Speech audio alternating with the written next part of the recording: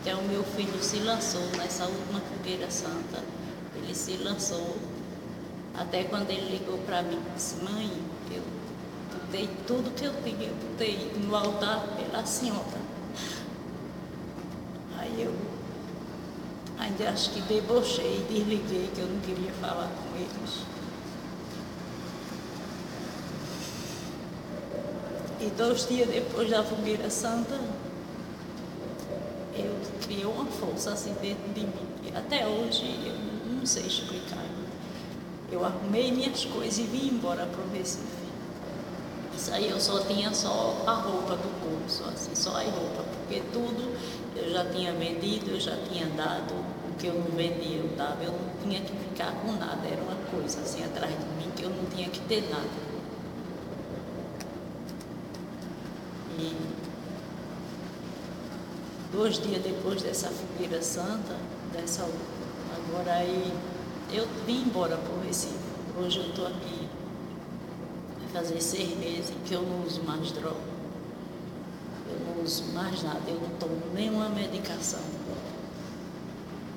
Graças a Deus. Eu tomava 13 remédios, isso era para ansiedade, para segundo plano, para me livrar das drogas, para dores, para tanta coisa, para tuberculose. E não tinha nenhuma melhora. Eu tomava essas medicações todinha, até o dia insônia, e eu passava a noite acordada,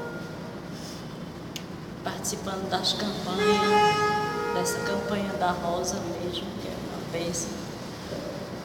Tratamento da água, eu estou, graças a Deus, cada vez eu estou mais forte. Hoje eu não tenho nenhuma vontade de me drogar, porque até quando eu cheguei aqui, de vez em quando eu lembrava, eu vinha à vontade, mas eu repreendia. Mas essa fogueira santa foi tudo na minha vida, porque eu achava não, eu não passava um dia sem usar crack, eu tinha que usar de todo jeito, e era muitas gramas que eu usava.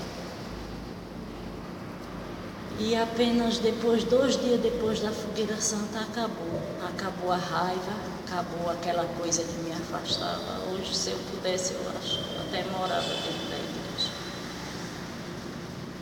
Graças a Deus, hoje estou com uma vida abençoada, já estou trabalhando, estou conquistando meus clientes, estou com uma sala de estética, e graças a Deus, Deus está me abençoando. E hoje eu estou com o meu segundo boi. Vou sacrificar tudo para o meu Deus.